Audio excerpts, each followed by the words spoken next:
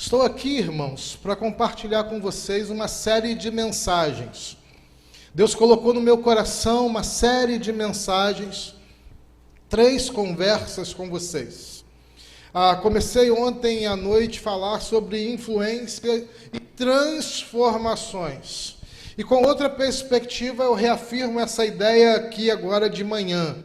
Eu começo a falar com você de novo sobre influência, que é a temática de nossa juventude aqui para esse tempo e com essa conferência, com esse congresso no final de semana. Mas não é um tema da juventude esse, não é um tema somente da juventude. Influência é um tema de crianças, influência é um tema de adolescentes, influência é um tema de adultos, de todos. Influência é o tema da igreja, porque há uma demanda nesse tempo de tantas vozes. As vozes estão amplificadas no mundo. Ouvimos então o som de muitas vozes pelo mundo. Uns afirmam aqui, outros afirmam ali, outros se confundem, mas mesmo assim dizem saber o que afirmar. Irmãos, a igreja tem a demanda nesse tempo, a responsabilidade de influenciar. E o que é influência, então, se não sugerir um caminho, sugerir uma ideia, fazer uma proposta? Nós, Igreja de Jesus, temos a melhor proposta. Nós sabemos disso, a melhor proposta é Jesus. Ele é a melhor proposta. Como é, então, que a gente comunica nesse mundo que é uma coxa de retalhos? Me parece, a cada pedacinho as pessoas estão ocupando os espaços, as pessoas estão ávidas em falar, as pessoas estão ávidas em marcar terreno e posição. É um embate, é uma polarização, é uma conversa tensa, e nós estamos aqui, ainda no mesmo lugar, desde que o nosso Salvador veio, morreu e ressuscitou, dizendo: Jesus é a única esperança. A mensagem da igreja não mudou, conquanto o jeito, a forma, a estratégia que a gente sugere para o mundo, a mesma mensagem do Evangelho, ela sim se transforma, ela se modifica, ela se alterna. Porque a igreja irmãos, então, a proposta para esse tempo. Deus te abençoe, minha irmã, viu? Que o Senhor abençoe muito mais. Seu esposo te deu um beijinho hoje pela manhã, viu? E à noite também, porque são 2 copos. A mensagem se transforma, a mensagem alterna, o jeito que a gente comunica, porque o mundo muda. Eu me lembro, irmãos, que tenho 44 anos. Tenho 44 anos e eu me lembro de ter ensinado alguma coisa ao meu pai com 25 anos de idade, meus.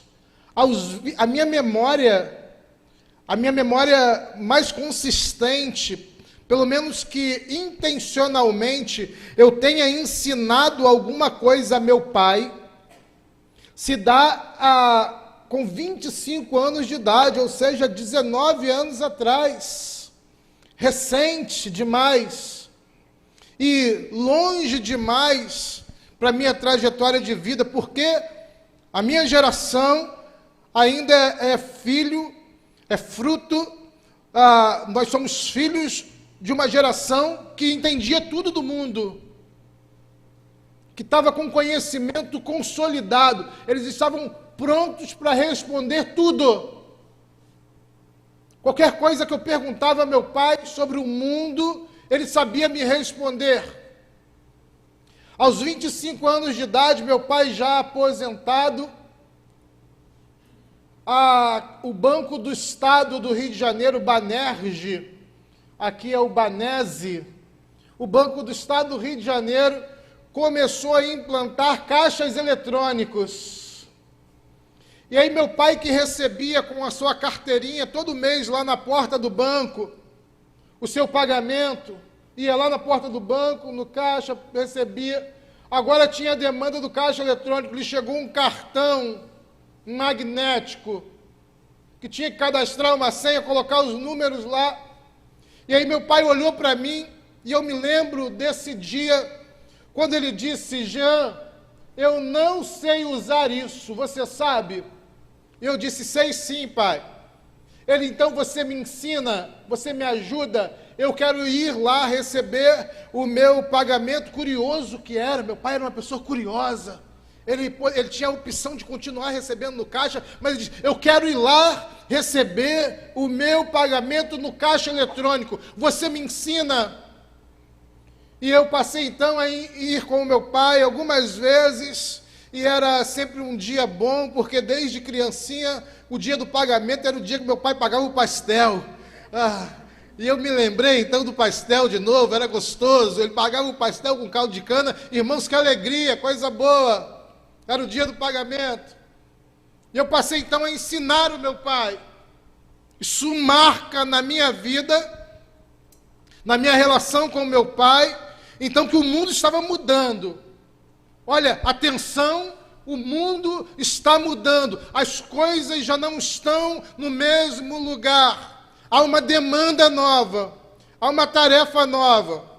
Irmãos, não há muita justiça nisso, porque agora, então seria a minha vez de esperar o meu filho chegar aos 17, aos 25, para ele me ensinar alguma coisa, né? E eu dizer: eu sei tudo do mundo. Só que o Jeanzinho, o meu filho, vai completar 17 agora. Não é isso, filho? Já tem, né? Tá, já tem 17. Viu, irmãos, a importância de estar com a esposa por perto? Porque se ela não tivesse, eu ia falar, ele tem ou 16, ou 17, ou 14. E aí pronto, você ia saber qual a idade dele. O Jean já me ensinou um tanto de coisas. Porque toda vez que eu troco de aparelho, ou preciso fazer uma atualização, ou baixar alguma coisa, eu digo assim: Jean, você pode me ajudar? Você pode me ensinar? Irmãos, mas já tem ano que o Jean me ensina a mexer nas coisas de tecnologia. Tem anos. Porque o mundo começou a mudar, talvez ali, pelo menos para mim, na minha leitura. Mas agora, irmãos, o mundo desencadeou com transformações, e é esse o ritmo. É para lá que nós estamos indo. Conquanto os valores sejam eternos, os valores da palavra de Deus continuem imutáveis. Os valores da palavra de Deus são o mesmo, porque ele é ontem, ele é hoje e ele sempre será. E é assim, não sei se você já passou por essa experiência de ter de pedir para um filho, para um neto, para um sobrinho, para te ensinar a mexer no seu telefone. Já passou, irmãos? E é um negócio, né? Porque eles sempre falam: de novo, pai? Isso acontece na casa de vocês também? De novo, pai, já te ensinei isso. Eu falo: misericórdia, irmão, pelo amor de Deus. Assim que é, irmãos. Talvez isso seja influência. Há uma ideia equivocada sobre influência ser a gente ter de fazer uma fala para mudar o mundo com uma frase só. A influência se dá aqui, nessa troca diária, cotidiana, na relação entre o pai e o filho que ensina o pai a ver o mundo, o neto que ensina o avô a ver o mundo, o sobrinho que ensina o tio a ver o mundo e recebe o feedback, o avô que ensina sobre valores, sobre princípios, sobre eternidade, sobre fé, sobre Deus, sobre salvação, sobre Cristo Jesus, sobre como viver uma vida através do Espírito Santo. Essa é uma ideia básica de influência, mas é também uma ideia essencial de influência. É esse o lugar que nós estamos conversando, que é muito distante, inclusive, irmãos, muito distante, inclusive, dessa ideia das redes sociais e das mídias sociais. Porque tem muita gente que tem seguidores, mas não tem influência nenhuma. Tem muita gente que tem seguidores, mas é uma má influência, uma péssima influência, uma influência horrível. E tem muita gente que tem seguidores e é uma boa influência. Então, o fato de ter muitos seguidores não significa o fato de ser influente, mas a influência se dá quando eu decido intencionalmente alterar a realidade de alguém que está à minha volta, de promover uma mudança. Eu quero então abrir a palavra de Deus com você, no texto de Isaías, capítulo 6. Ontem nós ouvimos o profeta lá em Ezequiel, e hoje nós vamos ouvir Isaías nos falando sobre influência.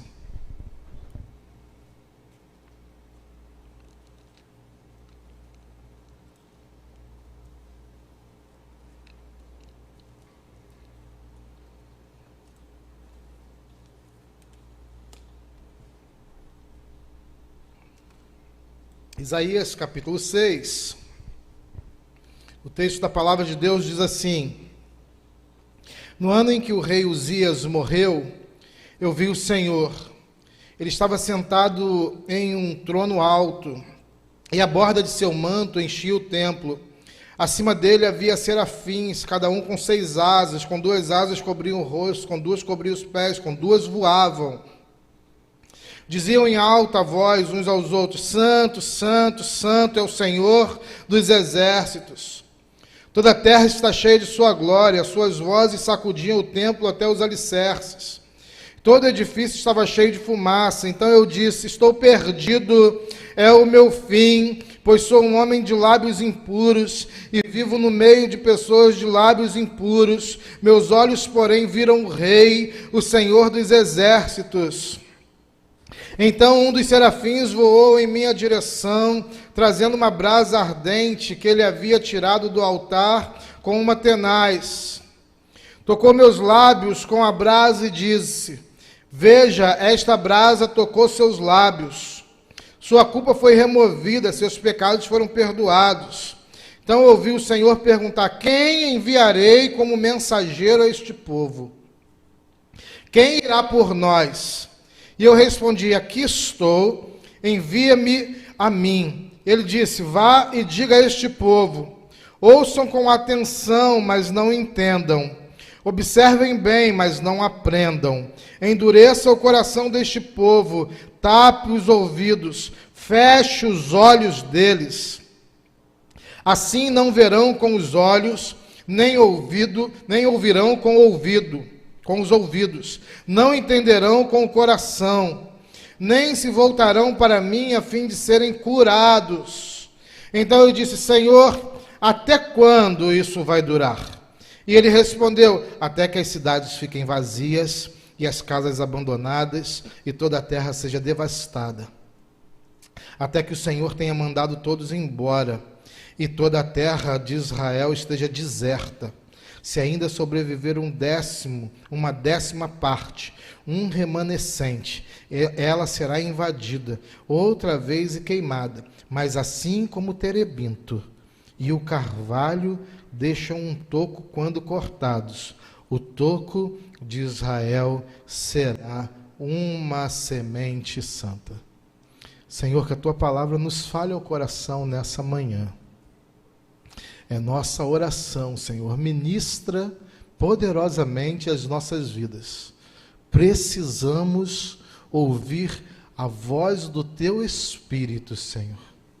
Por isso, cala, Senhor, as angústias e as ansiedades do nosso coração. Acalma o nosso coração, desperta a nossa mente para ouvirmos a Tua voz e sermos transformados pela Tua palavra, em nome de Jesus. Amém e graças a Deus. O texto de Isaías diz que no ano em que o rei Uzias morreu, ele vê o Senhor. Que coisa extraordinária! Coisa extraordinária é quando a gente tem um encontro com o Senhor. Irmãos, você vê que eu fui passando, conversando com vocês, animado aqui para vocês serem uma igreja abençoada. Eu nem apresentei minha esposa, está aqui comigo, a Vivian. Pode ficar de pé, meu amor, por favor. Dá aí um tchauzinho para a igreja, pronto. Que beleza, né, irmãos? Deus é bom demais, vocês viram, né? O Senhor é bom comigo também. Conversando com o pastor Heber Aleixo, que foi terceiro vice-presidente da nossa Convenção Batista Brasileira, há pouco tempo atrás, o pastor Heber Aleixo falou assim: rapaz, você foi um cara abençoado, né? Eu falei: fui sim. Mas você está dizendo por quê? Ele está dizendo assim: porque, veja bem, você é meio feinho, né, pastor? Eu disse: minha mãe discordava dessa ideia, viu?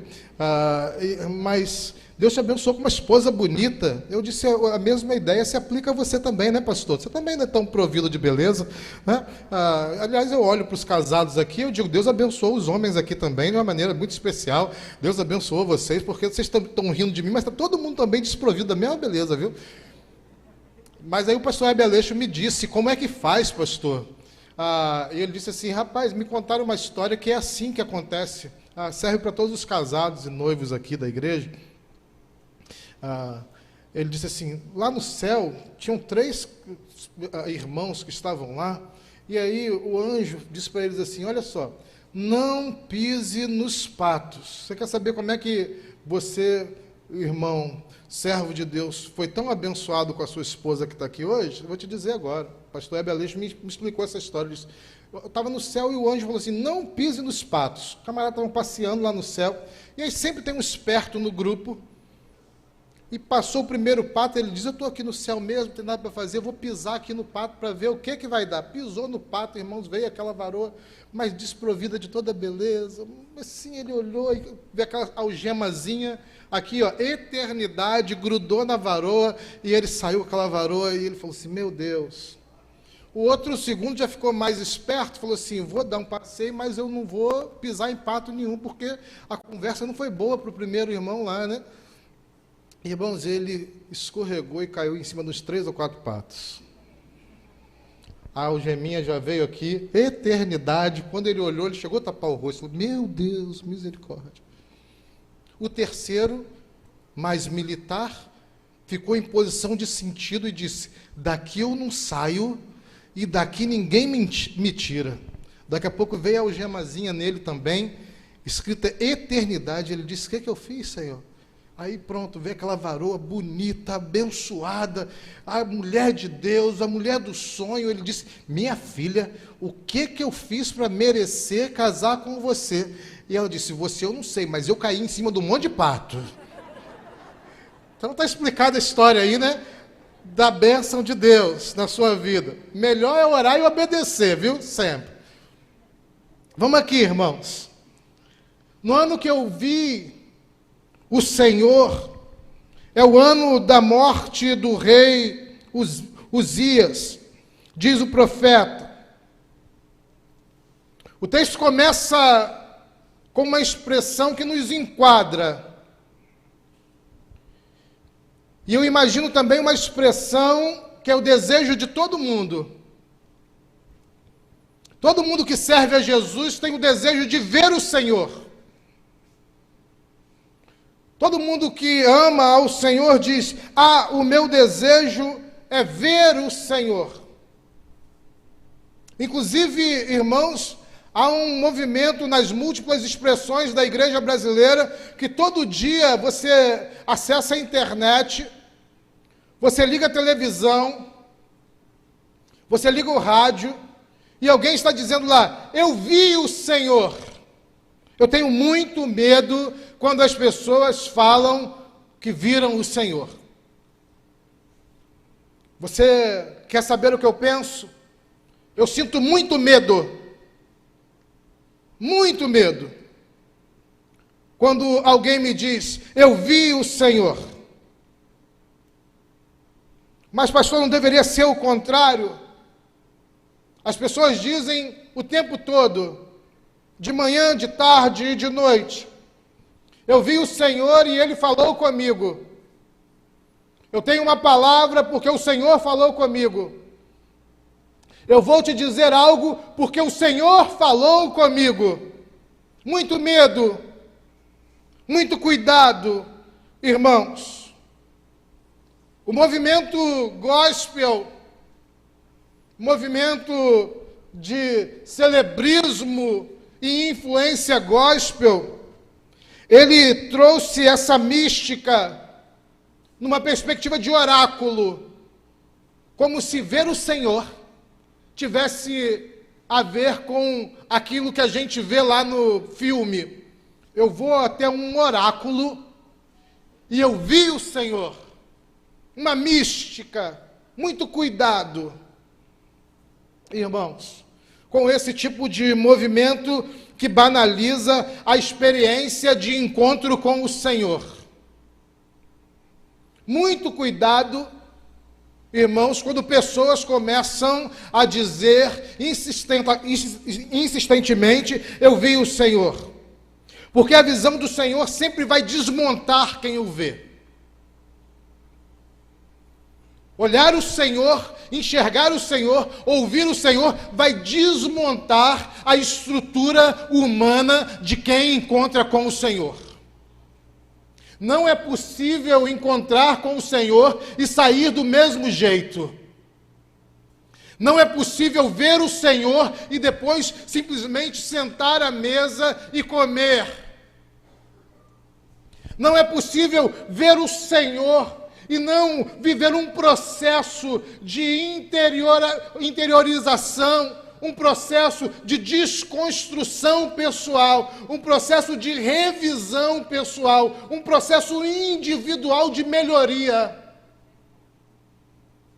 Não é possível ver o Senhor e continuar cometendo os mesmos erros que se comete há tantos anos, a vida toda. Porque encontrar com o Senhor é um marco de transformação. A maioria das pessoas vivem a vida inteira arrumando desculpas, dizendo por que elas cometem os mesmos erros. Irmãos, eu sento lá no gabinete, lá no Rio, e as pessoas dizem, pastor, eu peco sim, mas não é nada demais. Nada demais. As pessoas me ligam e dizem, pastor, eu estou vivendo uma vida de mentira, mas fica tranquilo, eu estou gerindo bem a minha vida, está tudo dando certo, não é nada demais.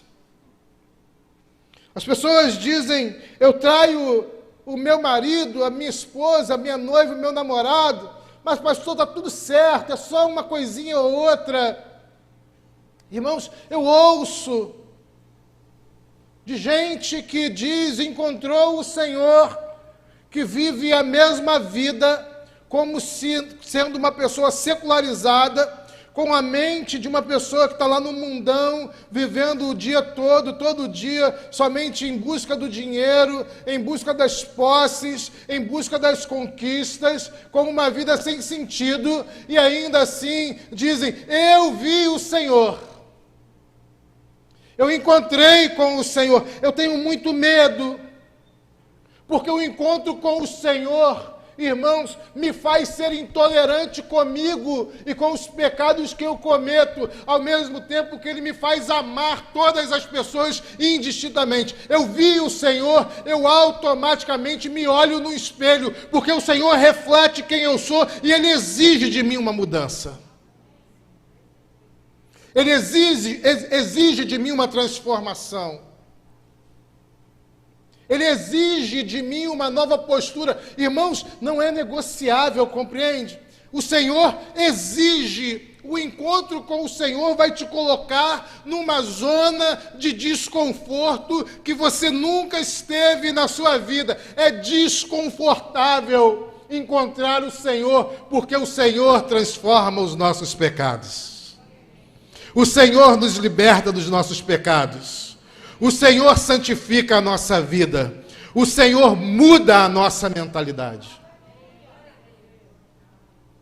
Por isso, irmãos, eu tenho temor de um discurso de encontro com o Senhor que mantém uma vida linear.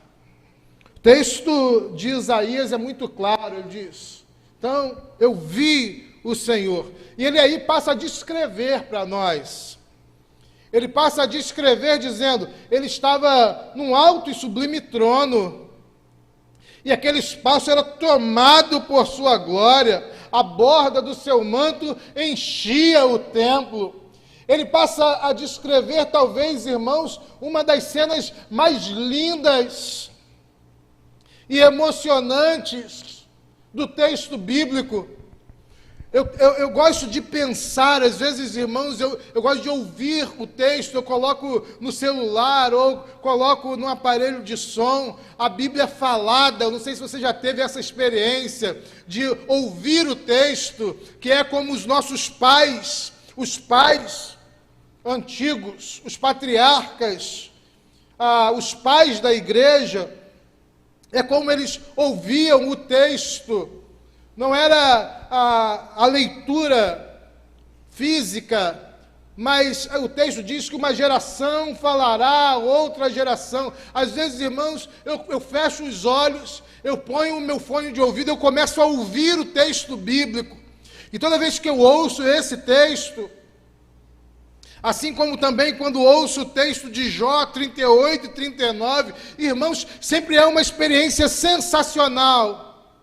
Uma experiência extraordinária, porque eu fecho os meus olhos e eu começo a imaginar que templo é esse que o profeta está, que templo é esse que ele está visualizando, como seria essa imagem dos serafins que voam, irmãos, como é essa imagem do Senhor que a borda do seu manto toma todo o templo.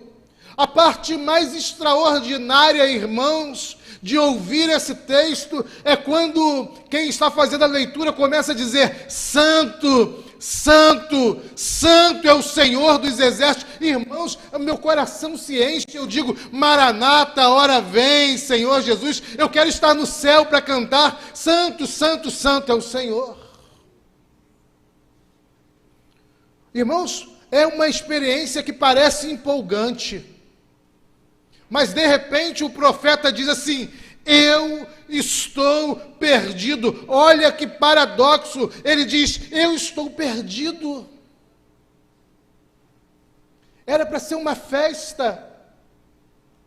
Sabe, quando você vai num evento, no parque, no mercado, lá no lugar dos shows, e aí aquela festa de luzes e banda, e aquela coisa, aquela multidão cantando e pulando, e sai todo mundo pulando e animado, e diz que coisa boa, que coisa maravilhosa que foi aquele show, e é divertido. Irmãos, nós não podemos comparar a experiência de Isaías com um evento desse, vocês sabem disso. Porque a experiência de Isaías revela no final da sua observação uma condição, que é a condição humana para quem vê o Senhor. Ele diz: eu estou perdido. Coisa que você só pode encontrar de fato na experiência com o Senhor. Olha, a religião, a frequência à igreja são essenciais, mas não são suficientes. O encontro com Jesus, com o nosso Senhor, é suficiente.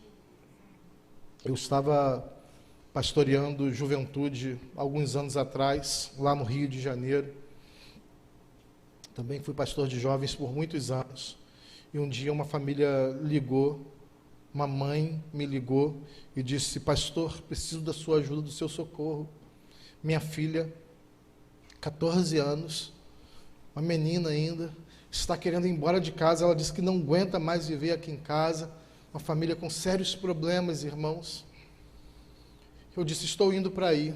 Peguei a Ana Beatriz, que é a nossa filha do meio, o Jean, que é o menor, e fui para lá, botei no carro e corri para lá, para aquela casa.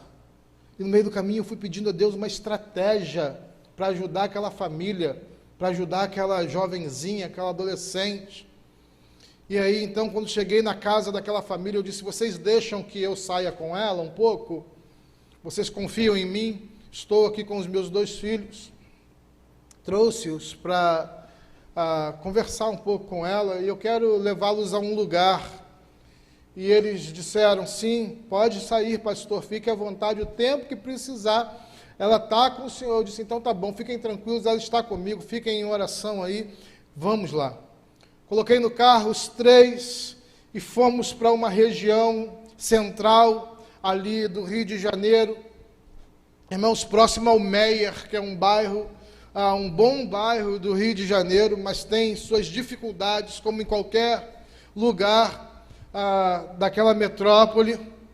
E nesse lugar onde eu fui, tem 2 comunidades violentíssimas, e uma de frente à outra, a rua que passa assim entre aquelas comunidades, para vocês terem uma ideia do poder bélico e da violência que se instala ali, é chamada de faixa de Gaza. Me aproximei o quanto pude daquele lugar, porque naquele lugar também, irmãos, ficam multidões de jovens, multidões. É possível você ver 1.000, 2.000 jovens andando para cima e para baixo, atrás do crack, como se fosse um filme de terror, um Walking Dead. Eles andam para cima e para baixo sem menor sentido, sem nada. Eles só querem fazer alguma coisa para consumir a droga. E lá é impossível de entrar. Mas me aproximei o máximo num lugar onde não oferecesse risco para mim nem para as crianças. Meus filhos estavam ali, minha ovelha estava ali. E aí, irmãos, fui caminhando com eles, eles disseram: o que estamos fazendo aqui? Eu disse: calma. Quando chegamos, então, próximos, numa zona de segurança, tinha um jovem desses que estavam ali no meio da multidão, um pouco mais lúcido, com menos efeito de drogas, mas ainda visivelmente usuário de drogas. E eu disse para ele: posso falar com você? E ele olhou assustado: a rua é um perigo. Eu disse: não se assuste. Eu só queria que você falasse para esses 3 aqui como que é viver na rua. Os meus filhos nunca consideraram, mas eu achei importante eles terem uma experiência sobre como é viver na rua e as implicações disso, as implicações de viver pelo pecado. Eu queria ensiná-los um pouco mais na prática. E ele disse: por quê? Eu disse: não, só queria que você falasse para eles como que é a sua experiência na rua. Você pode contar para eles? Nunca tinha visto aquele jovem, não sabia da história dele, não sabia o seu nome, mas eu já sabia que era ruim, irmãos. Porque não é possível viver no pecado e ter uma vida boa. E aí aquele jovem começou a dizer para eles: olha para vocês, e olhem para mim, olha a roupa de vocês. Eu comecei a perceber que ele falava bem, a gramática dele era boa, ele conjugava os tempos verbais. E aí isso começou a me despertar uma sensibilidade diferente sobre aquele jovem. Não era uma pessoa que foi abandonada, não era uma pessoa, visivelmente não foi largado na rua, deixado para lá, uma pessoa sem cuidado, sem formação, não. E eu comecei a notar a atenção, e ele dizia: vejam o cheiro de vocês, olhem, sintam o meu cheiro. E era terrível, irmãos. Pensa uma pessoa sem asseio há tanto tempo, dormindo na rua, vivendo na rua, tudo na rua. Irmãos, terrível, terrível mesmo. E ele expunha a sua condição e fazia uma contrapartida com aqueles 3 jovens que ali estavam comigo. Até que aquela jovenzinha que queria sair de casa, já convencida de qual é a realidade da rua, ela virou para mim como que numa súplica e diz: pastor, vamos embora daqui. O cheiro era insuportável, as condições terríveis. E ele olhou para mim e disse: você é pastor? Eu disse: sou sim, meu filho. Qual é o seu nome? Agora então eu pergunto o nome dele. E ele diz, Daniel. E eu disse, meu filho, me fala uma coisa, de onde vem esse nome bíblico aí?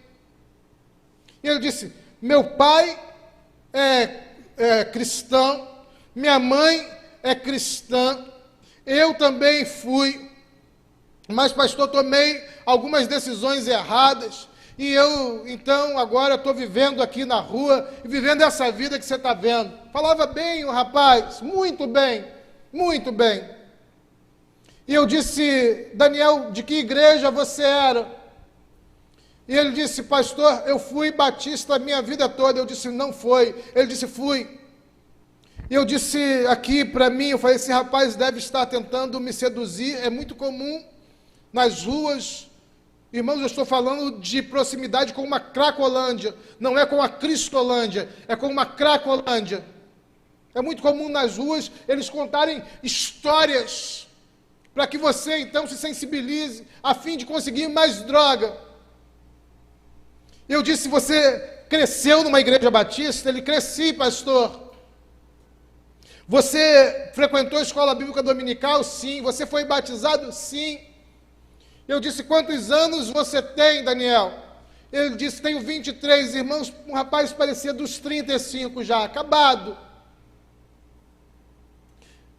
Eu disse, vou te fazer uma pergunta, você nasceu mesmo numa igreja batista, cresceu? Ele disse, sim. Vou fazer uma pergunta para você, se você souber responder essa pergunta, então eu sei que tudo que você está me falando é verdade. E ele disse, é uma pergunta bíblica? Eu não me lembro muitas coisas da Bíblia já, pastor. Eu disse, não é uma pergunta bíblica. É uma pergunta que um jovem que cresceu numa igreja batista vai saber responder daqui até 50 anos. E eu disse para ele, Daniel, me fala uma coisa. Uma vez embaixador, e ele, irmãos, como se estivesse reerguendo, disse, sempre embaixador do rei, urra! Aquele ponto, irmãos, o meu coração partiu ao meio. Era um dos nossos que estava lá, um dos nossos que cresceu correndo aqui. Um dos nossos que sabe mais do que qualquer um, onde liga as luzes da igreja. Um dos nossos que liga qualquer aparelho, que toca qualquer instrumento. Filho de engenheiro, filho de advogada. Eu disse, Daniel, meu filho, entra no meu carro agora, e eu sei onde eu vou te levar e a sua vida vai ser restaurada. Ele disse, não, pastor, essa é a minha vida. Eu disse, não é. Essa é a sua morte. Ele disse, não, pastor. Irmãos, um dos nossos, desses que comeram o pão da ceia, depois da ceia, lá na cantina. Eu disse, entra no meu carro e vamos. Ele imediatamente entrou para lá, para o meio daquela Cracolândia, onde já não se podia entrar. E eu não posso garantir para vocês, meus irmãos, que tantos anos depois, o Daniel ainda esteja vivo para dar um testemunho. Eu oro sempre, eu quero convidar você também a orar. Sabe por quê, irmãos? Porque a experiência com a frequência, e o John Burke, ele diz isso no livro Proibida a Entrada de Pessoas Perfeitas. Ele diz, a experiência com a religião não nos é suficiente, mas o único jeito de termos uma nova experiência, irmãos, e uma experiência transformadora, é que a gente veja de fato o Senhor. E ver o Senhor vai nos desmontar do nosso caos. Ver o Senhor vai nos dar a consciência que todos nós precisamos ter todos os dias, que é a consciência que Isaías tem, meu irmão e minha irmã, a única consciência que nos gera sobrevivência nesse mundo tão louco, nesse mundo tão perturbado. A consciência que precisamos é essa de Isaías, que nos diz, eu vi o Senhor, eu estou perdido. Porque, irmãos, agora que o profeta sabe que está perdido, depois de ter aquela visão, ele também tem uma perspectiva de transformação e de santidade. E santidade não é, irmãos, um código somente, não é somente um código de normas que você respeita, mas santidade é a consciência de que Deus está onde você estiver. Santidade, meus irmãos, é a certeza de que quando estamos em casa, no íntimo, Deus está lá. Santidade é a consciência de que quando estamos no trabalho, quando estamos no metrô, quando estamos no ônibus, quando estamos na praia, quando estamos na festa, onde nós estivermos, Deus está lá. Porque, irmãos, agora movido por uma consciência de santidade, o profeta faz a leitura sobre ele, o profeta faz a leitura adequada sobre o mundo, e agora ele tem a possibilidade de ser um instrumento de Deus para gerar a influência que Deus quer que todos os seus servos gerem no mundo. Eu estou perdido, o mundo está perdido, eis-me aqui, Senhor, envia-me a mim. Isso é, irmãos, o resultado de uma relação genuína com o Senhor. Porque é possível, irmãos, eu nasci num lar cristão batista, disse ontem aqui, sou de 4ª geração de batistas na minha família. Então, domingo de manhã, eu não sei, eu não me lembro de outro tempo que domingo de manhã nós não nos preparássemos para vir à igreja. Domingo de manhã, irmãos, minha mãe punha a melhor mesa. Sabe o iogurte que a gente mais gostava de comer, meu irmão e eu, estava na mesa domingo de manhã. A roupa nova que ela comprava, sabe onde que a gente usava primeiro, irmãos? Na igreja. Ela acordava a gente com aquele cântico, hoje é domingo, vou acordar e o meu vizinho convidar para a escola dominical. Alguém conhece esse cântico? Ah, glória a Deus, irmãos. Me senti em casa aqui agora. Porque outro dia eu cantei numa igreja e ninguém conhecia, eu me senti um dinossauro. Irmãos, essa experiência não nos é suficiente, conquanto seja essencial. E eu tenho insistido em dizer lá na igreja, irmãos, não nos acostumemos com essa ideia de culto virtual não, hein? Culto virtual é para quem não é da igreja. Culto virtual não é para a igreja. Culto virtual é estratégia de evangelização. Quando abrir tudo, vamos voltar para a igreja, porque a igreja se reúne no templo. Não é para a gente acostumar com essa ideia de culto virtual. Está tudo bem, eu sou igreja daqui. Irmão, se você não pode vir, você está com uma condição de saúde, tudo bem. Mas você está com a perna boa, está com o braço bom, está com a voz boa, vem para a igreja cultuar o Senhor. Tenho falado isso insistentemente na nossa igreja. Culto virtual não é para a igreja. Culto virtual é estratégia de evangelização e serviço para quem não pode vir. A gente acostuma com essa ideia de vir. E aí a gente passa, irmãos, a acostumar.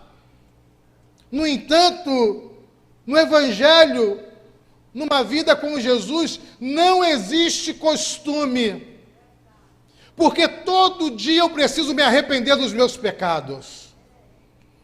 Todos os dias. Eu quero concluir a minha fala nessa manhã. O nosso tempo já chegou. E eu quero contar para vocês uma experiência que pastor Mauro Israel Moreira foi presidente de nossa convenção há mais de 20 anos atrás, quando eu ainda era seminarista.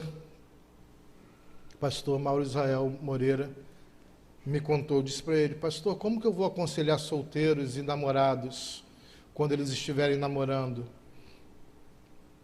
E ele me contou uma história de aconselhamento que, irmãos, define a minha vida com Deus.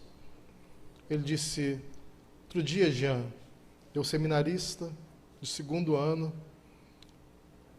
de 1999, 2000. Ele disse, outro dia, Jean, chegou um casal aqui, casal de namorados. E eles disseram para mim: pastor, a gente está namorando já há uns 4 anos. E, pastor, é um negócio. A gente começa a namorar direitinho, pastor. Mas daqui a pouco, quando a gente está bem namorando, que a gente está sozinho, o negócio começa a esquentar. E já sabe como é que é, né, pastor? O negócio esquenta, que é uma luta, pastor. A gente precisa de ajuda, pastor. Porque o negócio está muito quente.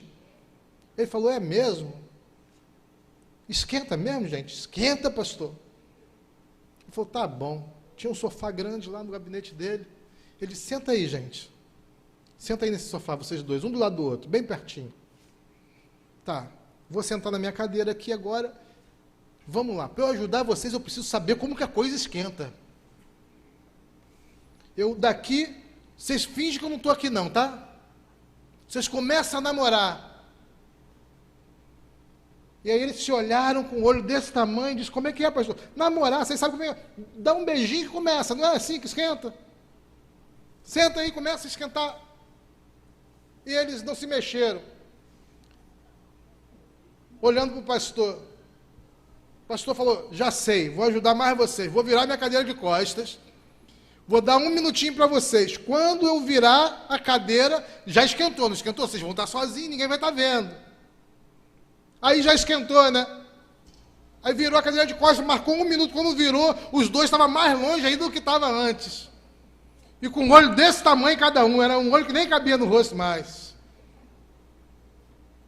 O pastor falou: vou fechar os meus olhos, é a última tentativa. Fechou os olhos, marcou mais 1 minuto e nada. Os dois quase estavam terminando já o namoro. E aí o pastor faz a pergunta que deveria ser a pergunta que nós deveríamos nos fazer todos os dias. Como é que vocês sentem constrangimento de estar na minha presença e não sentem constrangimento por estar todo dia na presença de Deus? Para a gente influenciar o mundo, irmãos, para a gente fazer uma proposta para o mundo de influência, é preciso que a gente tenha uma mentalidade de presença real de Deus na nossa vida. Não é possível dirigir sem a presença de Deus. Não é possível fazer um concurso público sem a presença de Deus. Não é possível, irmãos, começar uma relação de amizade sem a mentalidade e a consciência da presença de Deus. Não é possível influenciar nada na vida, no mundo, se eu não souber que Deus, o mesmo Deus que está presente aqui nessa manhã, Ele vai estar presente na minha casa, porque Ele não habita em templos feitos por mãos de homens, mas Ele decidiu morada no meu coração. Ele decidiu morada no seu coração. Ele habita em nós. Louvado seja o nome do Senhor. Você pode ficar de pé.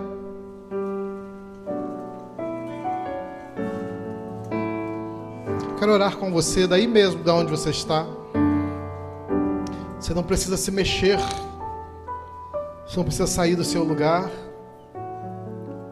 Mas eu quero orar com você. Eu quero perguntar para você: você quer nessa manhã renovar a sua experiência com o Senhor? Dizer: Senhor, eu quero renovar a minha experiência contigo, para que eu viva com a mentalidade de vida santa. Se você quer renovar a sua experiência com o Senhor, levanta a sua mão bem alta e diz: Senhor, vem e visita o meu coração. Glória a Deus. Glória a Deus, glória a Deus, glória, glória, glória, glória a Deus. Senhor, visita o teu povo. Transforma-nos, Senhor. Sou eu o primeiro homem de lábios impuros e vivo no meio de um povo de lábios impuros. Toca-nos como a tenaz nessa manhã. Queremos uma experiência real, frutífica e verdadeira contigo. Queremos ser influência do reino nesse tempo, para esse mundo que carece tanto. Em nome de Jesus. Amém. E graças a Deus. Louvado seja o nome do Senhor. Que Deus te abençoe.